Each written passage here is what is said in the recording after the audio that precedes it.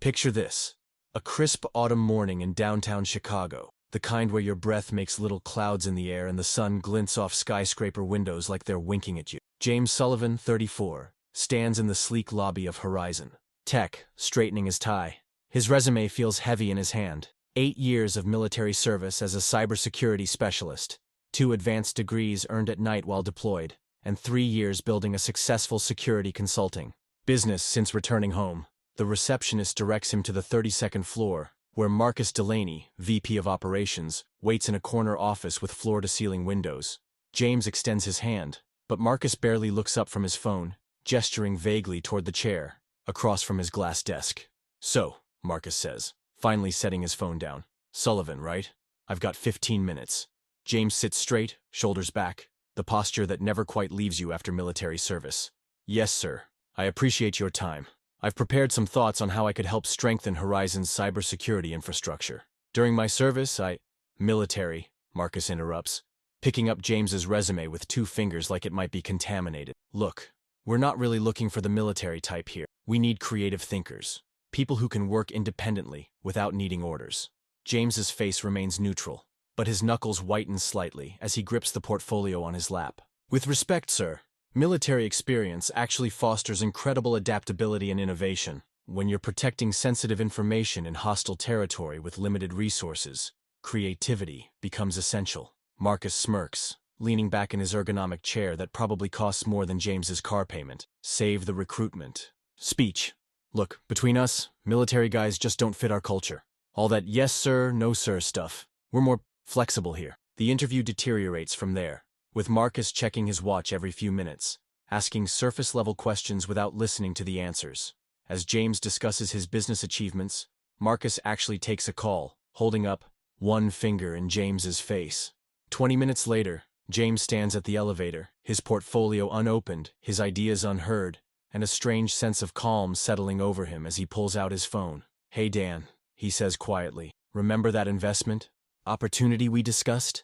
I think I found the perfect candidate." Little did Marcus know that his 15-minute dismissal would turn into the most expensive mistake of his career. That was about to change. Let me take you back to where it all began. James Sullivan never wanted to be anything but a soldier. Growing up in a small Ohio town with a father and grandfather who had both served, the military was less a career choice and more a calling. But James brought something different to the tradition, a natural affinity for technology that made him exceptional. By 25, he was leading cybersecurity operations that protected the lives of thousands of American servicemen and women. The discipline of military life suited James perfectly. He thrived on routine, excelled under pressure, and approached problems with methodical precision.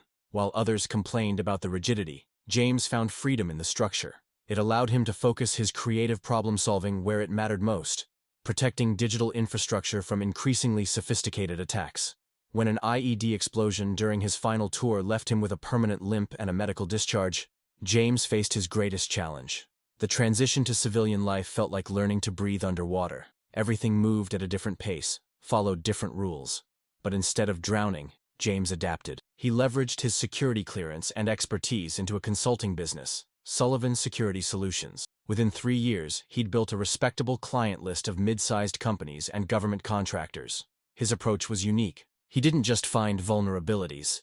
He thought like the attackers, anticipating threats before they emerged. His small team consisted mainly of fellow veterans who shared his work ethic and attention to detail. The morning before the Horizon Tech interview, James sat in his modest office overlooking a busy street in Chicago's business district. The spring sunlight filtered through blinds onto the awards and certifications lining his walls, not displayed out of pride, but to reassure clients of his qualifications. "Big day tomorrow," said Melissa, his operations manager and former Army intelligence officer. She placed a folder on his desk. "Horizon Tech is exactly the kind of high-profile client.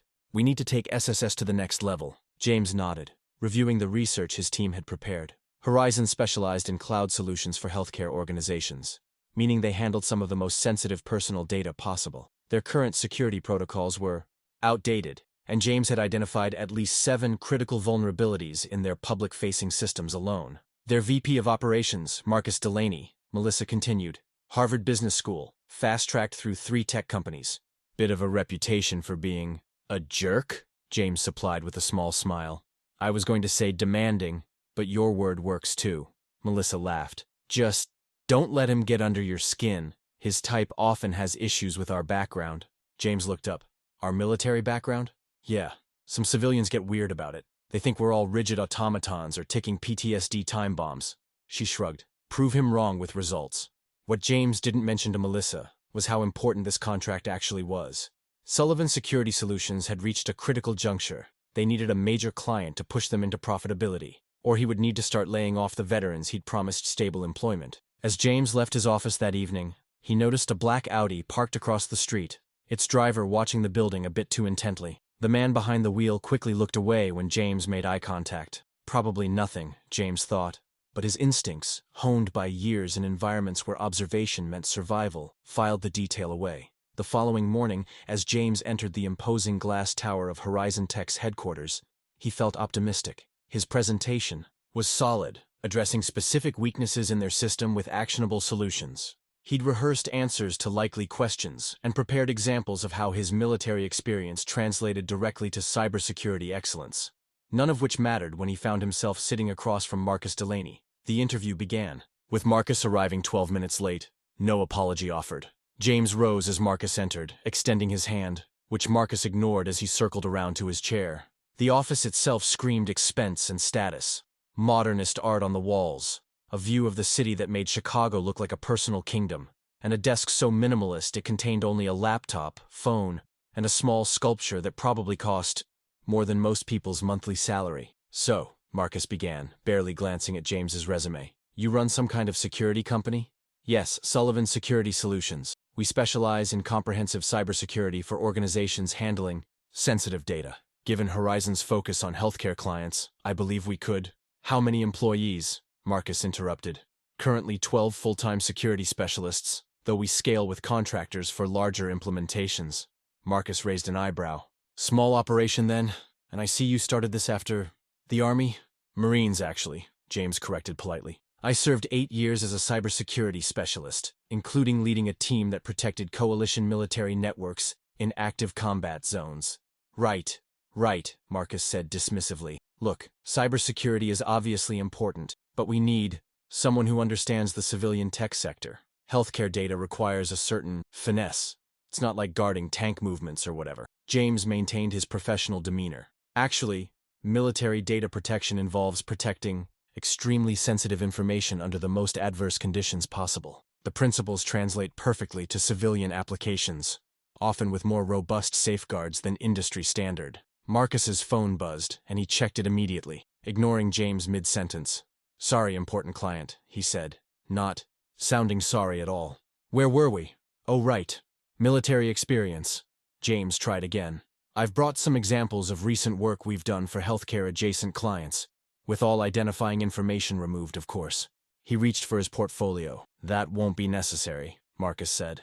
Look, Sullivan, I'll be straight with you. We're looking for innovative thinkers here, people who can work outside rigid structures. Military guys tend to be too inflexible, all about following rules rather than breaking new ground. James felt a familiar heat rising in his chest, the same he'd felt when civilians made assumptions about military service. He took a measured breath. With respect, Mr. Delaney, that perspective reflects a fundamental misunderstanding of modern military operations. When you're protecting digital assets in a hostile environment with limited resources and evolving threats, innovation isn't just encouraged, it's essential for survival. Marcus leaned back, a smirk playing at the corner of his mouth. That's a nice speech, but reality is reality. Every military guy I've worked with needed constant direction, couldn't handle ambiguity. We need people who can operate without a command structure. Perhaps you were working with the wrong veterans, James said evenly. My team consists primarily of former military personnel, and our adaptability is precisely what clients value most. Your team of other military guys? Sounds like an echo chamber to me. Marcus chuckled, as if sharing a joke James wasn't in on. Look, bottom line, we need people who fit our culture here. I'm just not seeing it with your background. Before James could respond, Marcus's phone rang. Instead of silencing it, he answered, holding up one finger to silence James. Delaney here. Yes, absolutely. No, I'm not in the middle of anything important. He swiveled his chair slightly, away from James. I can talk now. James sat perfectly still, the disrespect washing over him like cold water. This wasn't just the usual civilian misunderstanding of military service. This was deliberate disregard. As Marcus continued his call, James noticed a document open on his laptop screen. Interview notes for the day. His name was listed with a note already typed. Military background, not a culture fit. Pass. The note had been written before. The interview had even started. Marcus finally ended his call after several minutes. Sorry about that. Where were we? Oh, right. Look, I think we've covered the bases here. We'll be in touch if we want to move forward, but honestly, we're leaning toward candidates with more traditional tech sector experience. James stood, straightening his jacket. I understand. Thank you for your time. His voice betrayed none of the frustration churning inside him. Marcus was already looking back at his phone. Rebecca at reception can validate your parking.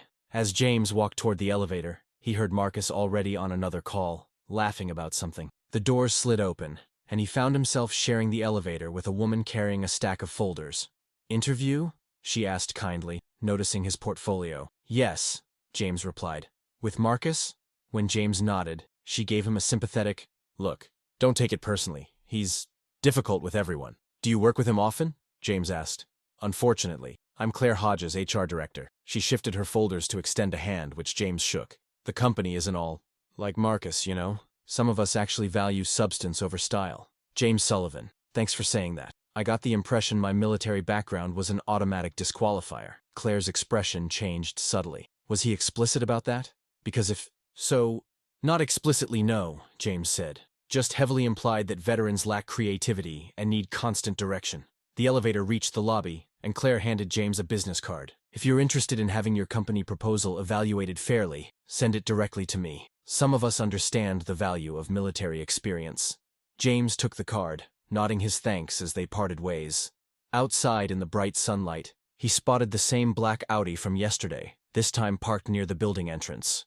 As he walked past, the driver, a middle-aged man with shrewd eyes, rolled down his window. Mr. Sullivan, Daniel Whitman, I believe we have a mutual acquaintance in Colonel Richards. James stopped, recognizing the name. Colonel Richards mentioned you. Investment banking, right? Daniel nodded. And other ventures. Do you have time for coffee? I've been researching your company, and I think we might have some interesting things to discuss. James glanced back at the Horizon building, then at his watch. You know what? I suddenly find my schedule wide open. Over the next 3 months, James found himself navigating increasingly hostile territory, not in a foreign conflict zone, but in the corporate landscape of Chicago's tech sector. What began as one disrespectful interview cascaded into a pattern that couldn't be dismissed as coincidence. 2 weeks after the Horizon interview, James received an email from another potential client, canceling their scheduled meeting. No explanation given. The following day, an existing client called to inform him they were going in another direction with their security needs, despite James's team having just identified and patched a significant vulnerability in their system. Something's happening, James told Melissa one morning as they reviewed the third contract cancellation that month. We're being blackballed. Melissa nodded grimly. I've been hearing things through my network. Someone's been spreading rumors that we lack the technical expertise for enterprise clients, that our military approach is outdated and rigid. Let me guess. Marcus Delaney? Can't confirm it's him specifically, but the whispers started right after your Horizon interview, and he does sit on several tech advisory boards around the city. James stood at the window of his office, watching pedestrians on the street below. The familiar feeling of being under siege settled over him, but now the enemy was hidden behind corporate emails and industry gossip. We need to document everything, he said finally. Every canceled meeting, every lost contract, and we need to find out exactly what's being said about us. The opportunity came sooner than expected. James received an invitation to speak on a cybersecurity panel at a local tech conference, the kind of visibility his company desperately needed. The morning of the event, he arrived early to prepare, setting up in the green room when he heard familiar voices from around the corner. Are you sure Sullivan's company is on the panel? I thought we discussed this. It was Marcus Delaney's voice, unmistakable in its condescending tone. Last-minute addition, another voice replied. The conference organizers were impressed with his work for that government contractor last year. Well, unimpress them, Marcus snapped. His whole military-to-security shtick is a joke. The guy couldn't even articulate a basic security protocol in his interview. Had to explain everything to him like he was a child. James froze, blood rushing in his ears. The blatant lie cut deeper than any disrespect. I can't just remove him now, the other voice protested.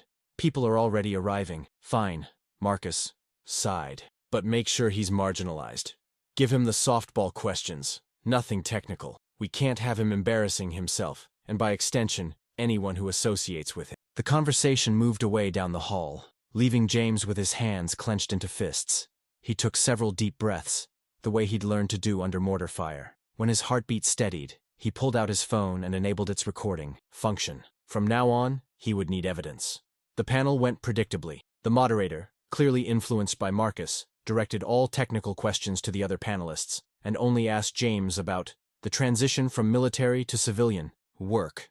But James was prepared. With each simplistic question, he provided answers of such technical depth and practical application that the audience began directing their questions specifically to him. Afterward, while shaking hands with attendees, James spotted Claire Hodges from Horizon's HR department approaching. "That was quite impressive," she said quietly, "especially considering the moderator's attempts to sideline you." "You noticed that too?" James asked. Claire nodded.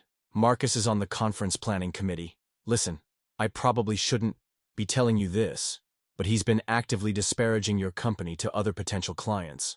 I've overheard him on calls. Can you tell me specifically what he's saying?" She glanced around nervously. "He's telling people you falsified your military credentials, that your security protocols failed basic testing when you interviewed, and that you're essentially running a glorified antivirus service while claiming enterprise expertise." James felt ice in his veins. "Those are demonstrably false claims. That's not just unprofessional, it's potentially illegal business defamation." "I know," Claire said. "It's why I'm telling you. It's not right, and it's not who we are as a company. Some of us, anyway." She handed him a folded piece of paper. "These are the names of companies he's contacted specifically about you. I have to go before someone sees us talking." As Claire walked away, James felt a hand on his shoulder. It was Daniel Whitman, the investment banker who'd approached him after the Horizon interview. "Quite a performance up there," Daniel said. "You made quite an impression, despite clear attempts to prevent exactly that." "Thanks. I think I'm starting to understand the landscape better now." Daniel's expression turned serious. "Have you considered our discussion about the investment opportunity?" "I'm still evaluating options," James said carefully. "Well, evaluate quickly," Daniel replied. "Opportunities like this don't stay available forever, and from what I'm hearing, your company might need a significant strategic pivot soon." Later that evening, James met with Thomas Reed, an attorney who specialized in business law and happened to be a former Navy JAG officer. They sat in Thomas's office reviewing the evidence James had gathered. "So let me get this straight," Thomas said. "This Marcus Delaney person interviewed you once, took an immediate dislike to your military background, and has since been actively sabotaging your business by spreading demonstrably false information to potential clients?" "That's the situation as I understand it," James confirmed. Thomas leaned back, tapping his pen against his legal pad. "Well, you've got the beginnings of a solid defamation case. The statements are false. They're being made to third parties. They're clearly harmful to your business. And given Claire's testimony about his explicit bias against veterans, we could potentially argue malicious intent.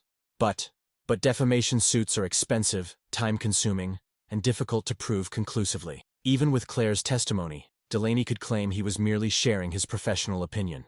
And during discovery, they'll dig into every aspect of your business looking for any vulnerability to justify his statements."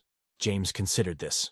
"So legal action might ultimately do more harm than good, potentially. Plus, win or lose, you'd be branded as litigious in an industry where reputation and relationships matter enormously." James stood and paced the office, his thoughts crystallizing. "So my options are to either watch my business slowly die from this sabotage, engage in a potentially Pyrrhic legal victory, or what?" Thomas asked. James turned, a new resolve in his eyes. "Or find another way to change the power dynamic entirely." The next day, James arranged to meet with Daniel Whitman at his downtown office. The investment banker's quarters were surprisingly modest, functional rather than flashy, with the only luxury being the spectacular lakeview. "I've been wondering when you'd call," Daniel said, gesturing for James to sit. "Your company's situation hasn't improved, has it?" "You know it hasn't," James replied. "But I think you also know why." Daniel smiled slightly. "I make it my business to know things. Information is often more valuable than capital. Speaking of capital, I'm ready to discuss your proposal more seriously." "Excellent," Daniel said, pressing a button on his desk. His assistant entered with a folder, which he placed before James. "As I mentioned before, I represent a group of investors with particular interest in cybersecurity firms with government connections. Your company's expertise is valuable, but perhaps not in its current configuration. James opened the folder, scanning the documents inside. This isn't just an investment offer. No, Daniel confirmed. It's an acquisition proposal with a continuity clause. You and your team would continue operating under new ownership, with significantly expanded resources. At triple our current market valuation, James noted, eyebrows raised. Your technical capabilities are undervalued. The issue has been scale and market perception. We can solve both. James closed the folder. And if I were to accept this offer, would your investment group be interested in further acquisitions in the Chicago tech sector? Daniel studied him carefully. Potentially. We have substantial resources and an appetite for strategic growth. Did you have something specific in mind? Possibly, James said. But first, I need to conduct some due diligence of my own. The following week saw James executing a two-pronged strategy. First, he ensured his company's survival by accepting Daniel's acquisition offer, which immediately stabilized Sullivan's security solutions while maintaining employment for his team of veterans. The influx of resources allowed them to pursue larger clients outside of Chicago, beyond Marcus Delaney's sphere of influence. Second, with Thomas Reed's guidance, James began meticulously documenting every instance of defamation. He hired a private investigator who recorded Marcus at industry events disparaging Sullivan's security solutions. Claire provided internal Horizon emails where Marcus explicitly directed procurement to avoid James's company due to their military culture problem. But James wasn't building a legal case. He was building leverage. 6 months after the disastrous interview, James's now expanded security firm was contracted to perform a confidential security audit for one of Horizon's largest healthcare clients.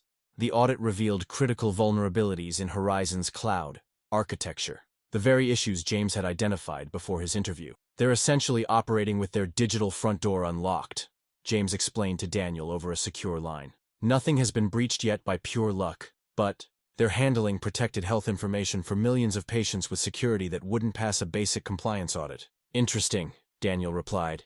And what would happen if these vulnerabilities became public knowledge? Their stock would take a significant hit. They'd likely lose healthcare clients, face regulatory scrutiny, possible fines, the kind of crisis that ends executive careers. There was a pause on the line, including perhaps a certain VP of operations? Almost certainly, James confirmed, especially given that our documentation shows these vulnerabilities were identified and brought to Horizon's attention months ago, during my interview. Another pause. Send me the full technical assessment. I believe our investment group may have developed a sudden interest in undervalued tech companies with correctable security issues.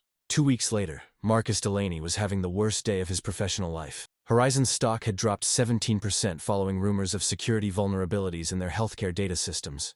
Their 3 largest clients had initiated emergency contract reviews. And now, he was being summoned to an emergency board meeting without explanation. Marcus entered the boardroom to find the usual faces. Horizon's CEO, the board members, but also several people he didn't recognize, including a sharp-eyed older man at the head of the table. Mr. Delaney, thank you for joining us, the CEO said, his tone unusually formal. I'd like to introduce Daniel Whitman, representing Securitas Partners, who as of this morning owns a controlling interest in Horizon Technologies. Marcus felt the blood drain from his face. I wasn't aware we were entertaining acquisition offers. It was a private transaction with major shareholders, Daniel explained calmly. In light of recent security concerns, many felt it was time for experienced leadership in that arena. Which brings us to today's agenda, the CEO continued. Mr. Whitman and his team have conducted a thorough security audit of our systems and found alarming vulnerabilities, particularly in our healthcare data architecture. Daniel opened a folder. Vulnerabilities that apparently were brought to your attention during an interview with Sullivan Security Solutions approximately 6 months ago, but which you dismissed without investigation. Marcus swallowed hard. I didn't find their assessment credible. The company was small, unproven. The company was led by a Marine Corps cybersecurity specialist with 8 years of experience protecting military networks in active combat zones, Daniel interrupted. Credentials that far exceed anyone currently on Horizon's security team. I may have misjudged their qualifications, Marcus admitted, but that doesn't explain this hostile takeover. Daniel smiled thinly. This is hardly hostile. It's simply good business. Securitas Partners specializes in identifying undervalued companies with fixable problems. Your security vulnerabilities make Horizon undervalued, and we know exactly how to fix them. The boardroom door opened, and James Sullivan walked in, leaning slightly on his cane. He wore a perfectly tailored suit and an expression of professional neutrality. "In fact," Daniel continued, "I'd like to introduce our head of cybersecurity operations, who will be overseeing the complete overhaul of Horizon's security infrastructure." James Sullivan. Marcus stared in shock. This is some kind of setup. A vendetta because I didn't hire his company. On the contrary, James said calmly, this is simply business. Horizon has valuable market position, but critical security flaws that put client data at risk. My team has the expertise to resolve those flaws. It's a mutually beneficial arrangement. Though, Daniel added, Mr. Sullivan will need full cooperation from all departments to implement the necessary changes. Which brings us to personnel decisions. The next hour was a blur as Marcus watched his authority systematically dismantled. His department would now report to Sullivan's team for all security-related matters, which, given Horizon's business model, meant virtually everything. His decisions would require security clearance. His team would undergo complete retraining. As the meeting concluded, Marcus approached James in the hallway, anger overcoming his shock. "You engineered this whole thing as revenge. Admit it." James regarded him calmly. "No, Marcus. You engineered this through incompetence and prejudice. I simply recognized an opportunity when I saw it. I'll fight this. I've been with Horizon for 5 years. I have allies here. You have people you've stepped on," James corrected him, "including quite a few veterans in middle management who you've systematically sidelined. People whose careers might look very different with leadership that values their experience rather than dismisses it." Marcus's face reddened. "You think you can just walk in here because some investment group bought shares and take over? You don't know how corporate America works."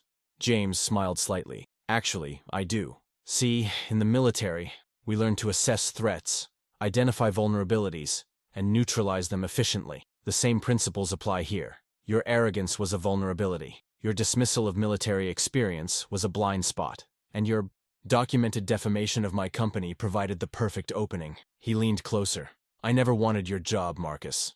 I just wanted a fair evaluation of my company's services. You made that impossible, so here we are." As James walked away, Marcus called after him. "So, what happens now? You fire me on day 1 to complete your revenge fantasy?" James turned. "Fire you? No. That would be unprofessional and disruptive to operations." He paused. "You'll remain in your position, reporting directly to me. Every day, you'll implement the security protocols you dismissed as unnecessary. Every week, you'll attend briefings led by the veterans you claimed couldn't think creatively. And every quarter, your performance will be evaluated on metrics that include how effectively you support our military-derived security framework." He smiled. "Consider it an education, Marcus. Now, I believe you have a department meeting in 10 minutes. Don't be late. Punctuality is something we military types value highly." The transformation of Horizon Technologies over the next 6 months became something of a legend in Chicago's business community. Under Sullivan Security's guidance, their security vulnerabilities were addressed. Their compliance standards exceeded industry requirements, and they secured several major new healthcare clients specifically because of their enhanced data protection. What few people outside the company knew was the internal culture shift happening simultaneously. Veterans previously marginalized within the company found themselves suddenly valued for their skills and experience. Marcus Delaney, once the embodiment of corporate arrogance, was systematically stripped of authority, while technically maintaining his title. Each time he tried to undermine James's initiatives, documentation of his past defamatory statements would mysteriously appear in board members' inboxes. When he attempted to rally allies against the new security protocols, he discovered his former supporters had already witnessed the improved results and wouldn't risk their own positions. When he finally resorted to deliberately sabotaging a security implementation, the monitoring systems James had installed caught him immediately. In their final confrontation, Marcus stormed into James's office, formerly his own, without knocking. "I quit," he announced, throwing his security badge on the desk. "You've made my position here impossible." James looked up calmly. "That's your choice. Though I should mention that your employment contract includes a non-compete clause that would prevent you from working in healthcare tech for 2 years. You can't be serious. That's never enforced.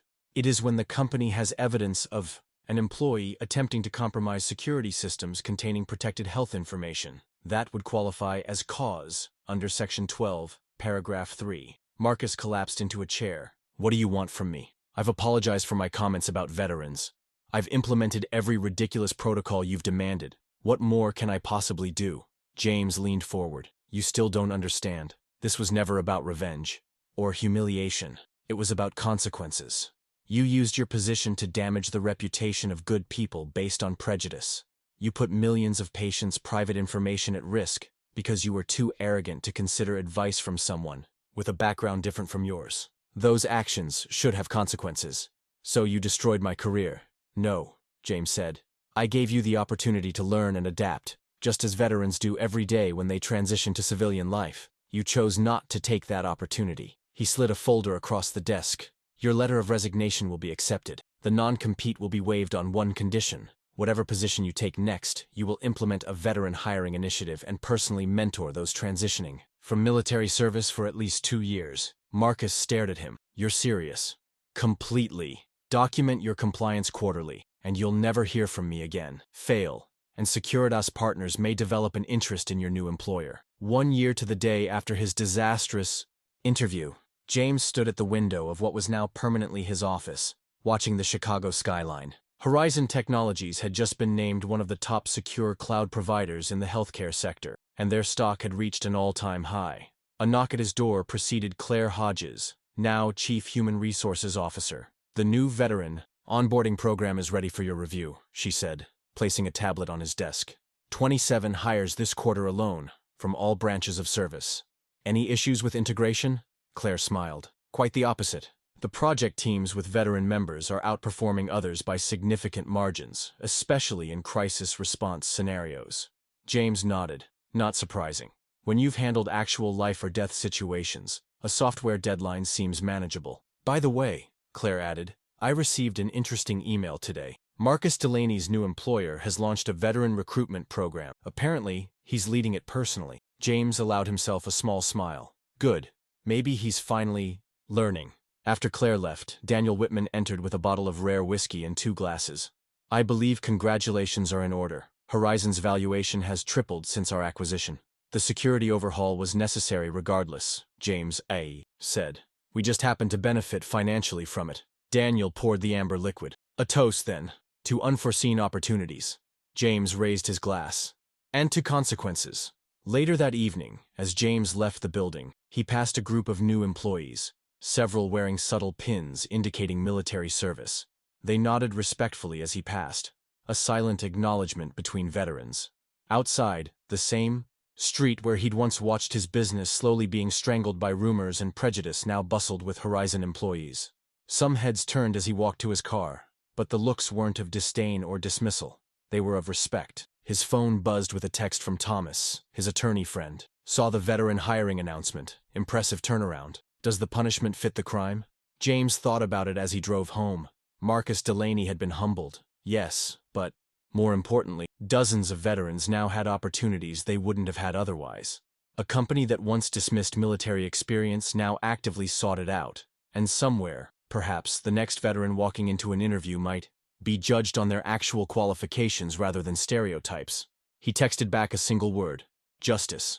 1 year earlier, James Sullivan had walked into Horizon Technologies as an unwelcome outsider, dismissed because of his military background. Today, that same background had transformed not just his own fortune, but potentially the lives of countless other veterans entering the civilian workforce. Sometimes, the most effective response to disrespect isn't immediate confrontation, but strategic patience. As every good military strategist knows, timing is everything. Have you ever witnessed someone get what they deserved after underestimating or dismissing others? I'd love to hear your stories of professional comeuppance or moments when patience and strategy overcame prejudice. Share your experiences in the comments below, and don't forget to like and subscribe for more stories of justice served professionally. And remember, sometimes the best revenge isn't getting even, but getting ahead.